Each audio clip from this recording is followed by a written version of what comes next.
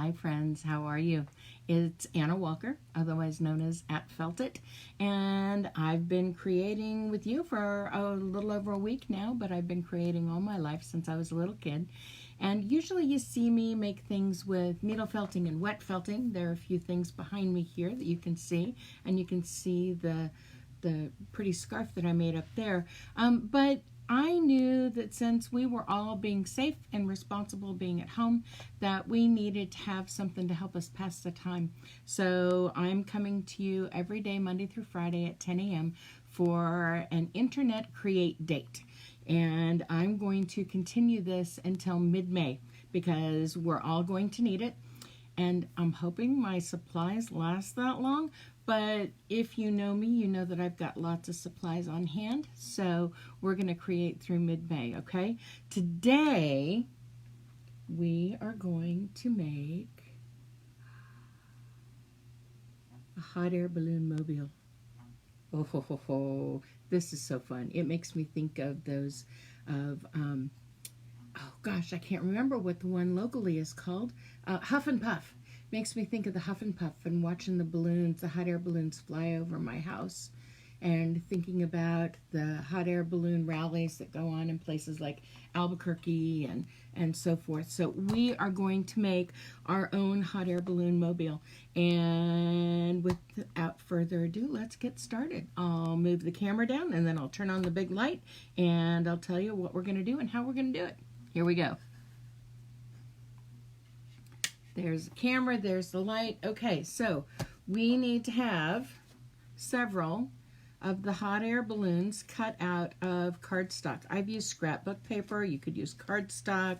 You can use construction paper, whatever you want. And you're just going to draw the design on the back side of it because we're only going to see the front side of it. We're going to need some scissors. We're going to need a pencil, but not for the reasons you think. We're going to need some double stick tape. You can use glue. Glue will be a little more fiddly and it might not hold quite as well, but you can use glue. Just realize that you're going to need some extra time to let that dry before you hang up your hot air balloons. And we're going to need some string or some yarn. Now I have already cut 2 pieces for the 2 hot air balloons that I'm going to be making here, so I'm going to put that off to the side. You're also going to need some regular tape or some washi tape or something.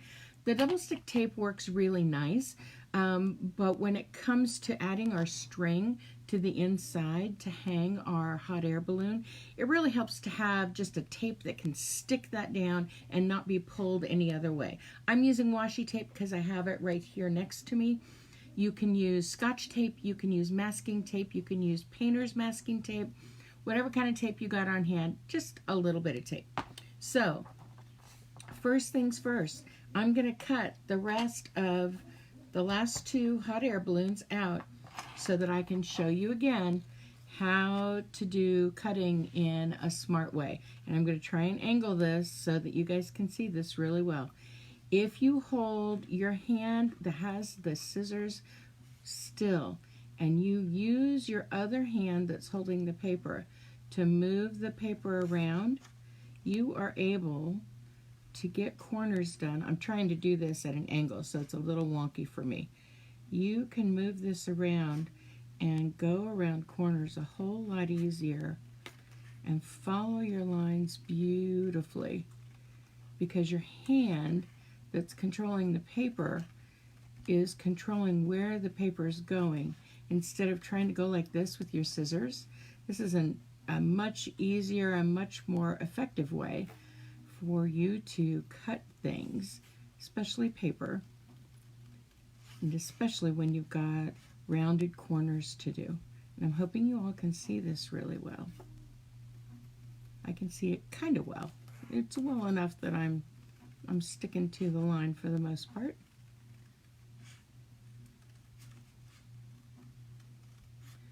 And we're just going to go, and I'm just doing my best to keep my hands with the scissors as still as I can, letting my hand holding the paper be what moves the paper around. And you see, it's not that bad. I pretty much, got it on the lines. So there's another one. We've got one more to cut out. And I'm going to try and angle this down again so you can see it really well. And I'm using my hand. Now, when the scissor has the paper in between the jaws of the scissor, in between the blades, you can let go and move your hand to where it's in another spot to give you better control. See how I did that there? And now when I get up here, I'm going to move my hand again over here. I'm just holding the paper in place with the scissors that aren't moving and aren't cutting. And see, I'm moving my hand so that I can get it in place so that we can continue on with where we need to cut. And it's really easy. It just takes a little practice.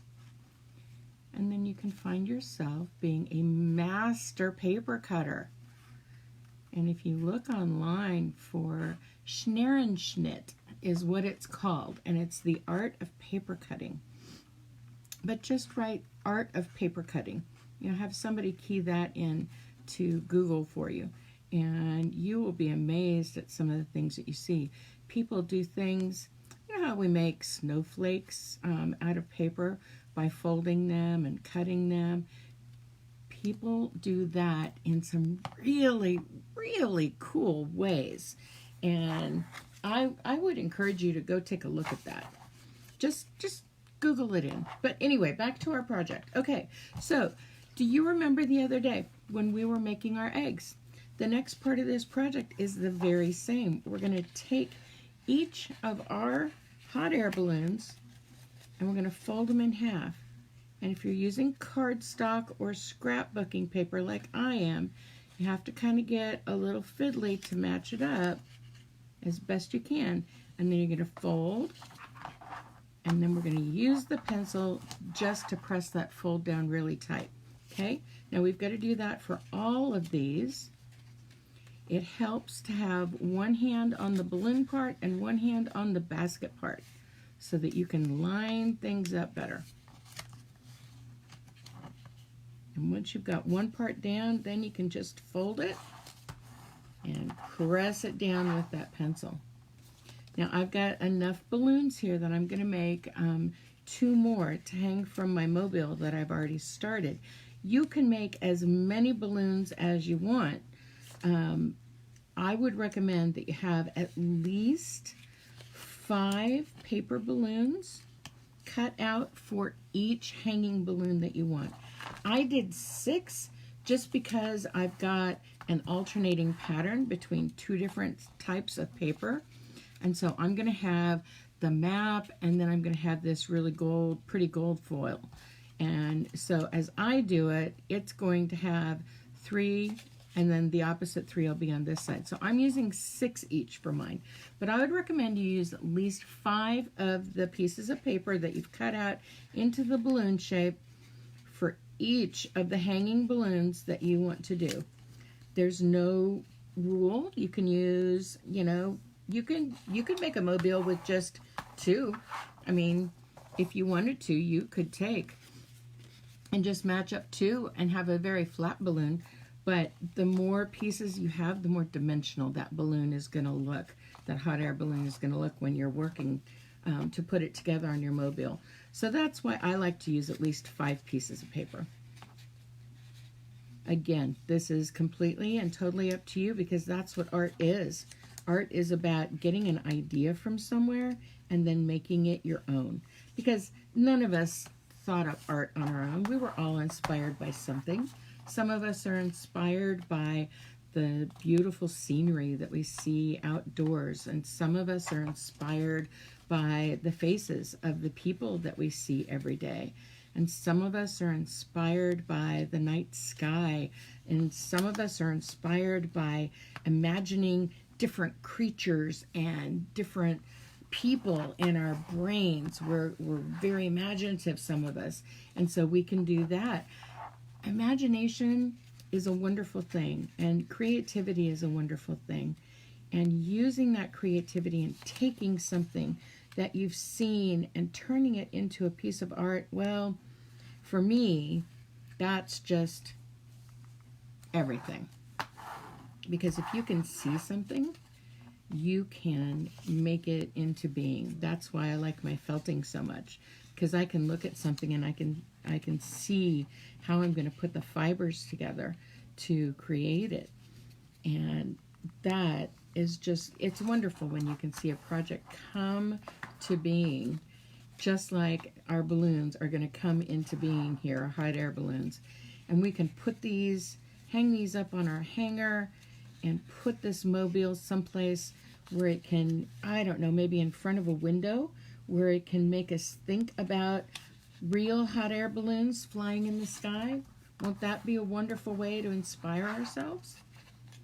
Love that idea. All right, 3 more to fold. The folding part takes the longest time, honestly.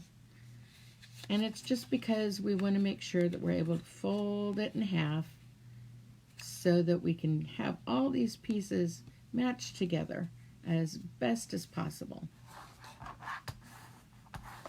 And we're just folding, and then we're using our pencil to just sort of reinforce that fold so that we can move on to the next one, and then the next one, and we're almost done. Just one more after this. I hope you're having fun folding your papers together.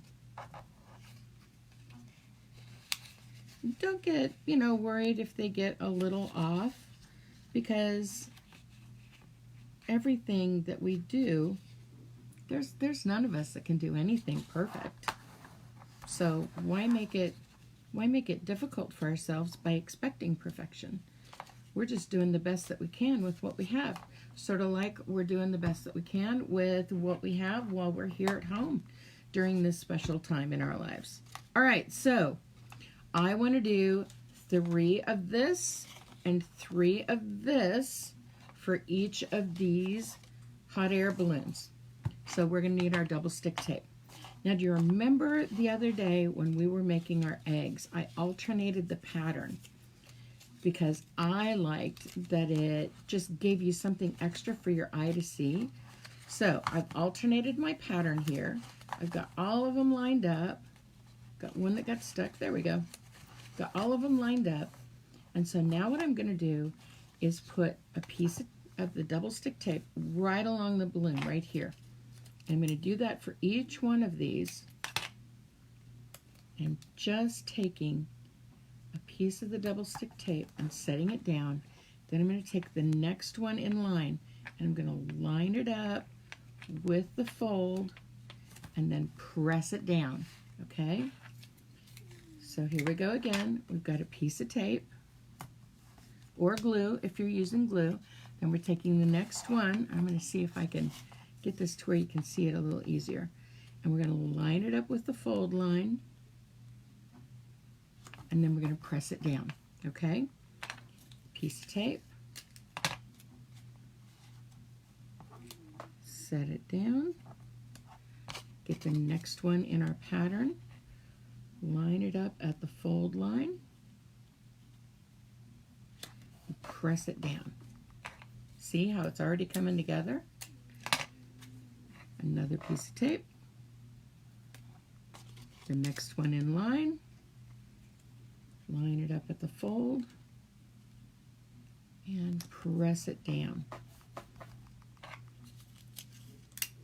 Another piece of tape. Line it up at the fold line. Line the next one up at the fold line. And press it down. Okay, so we've got a hot air balloon put together. We just need to add our string, and then we need to put these two together. So let's get one of our strings. Okay, we've got one of our strings here. And I'm going to take a piece of tape and I'm just going to cover up the string so that it's on that piece of tape. And I want to have it as close as I can to the very center without it showing up above. So I've got that right there. I'm going to fold this up so that it won't grab until I fold it over. Whoops, wrong one. Now I need a piece of my double stick tape. I'm going to put that, well, it went to a spot where I didn't want it, so I'm going to add another piece of tape.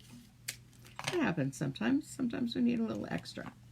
And so now I'm going to make sure that when I come up, I try and get these as close to the fold line as I can, and then press down. And there we have our first hot air balloon. Isn't that awesome? I just love the way the alternating pattern just gives it so much extra interest. All right, so let's do our next one. We've got another one to make, and then we'll put them on our hanger. So, alternating pattern, so one here, one here, one here, one here, one here, and one here. All right, there's my alternating pattern. Press them down really well. And now we're going to start putting this together. So let's get the first one. And we're going to put the piece of tape down. You notice that I'm putting the tape down pretty close to the fold line. And I'm doing that for a reason, so that we can make sure that this holds together as close to the center of the hot air balloon as we can. Find the fold line, match it up, and press it down. And now we're getting another piece of tape right there, close to the fold line. And I'm holding down at the basket end of the hot air balloon, because that's the end that doesn't have any tape on it, so I can wiggle it a little bit if I need to. Another piece of tape. Our next pattern piece. Line it up, find the fold, press it down. Next one in line, put the piece of tape down, grab our next pattern piece, line up the fold line, and press it down. Here's our next one.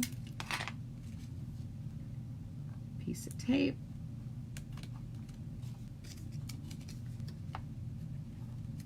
Get the basket lined up, line up our pieces at the fold line, and press it down.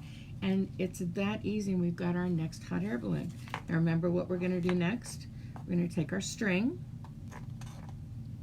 and we're going to get some tape on here. And that's going to hold that string in place after we get it hanging on the hanger.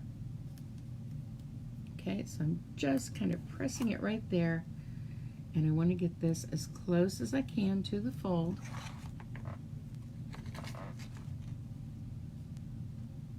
Gonna kind of fold it in half a little bit. As close as I can to that fold line. There we go. And now before we bring that together, we need another piece of tape here. The double stick tape, that is. Okay. And then we're going to bring this up, have that as close to the fold line as we can, and press it down. And there we have our next two hot air balloons. Aren't those going to look neat?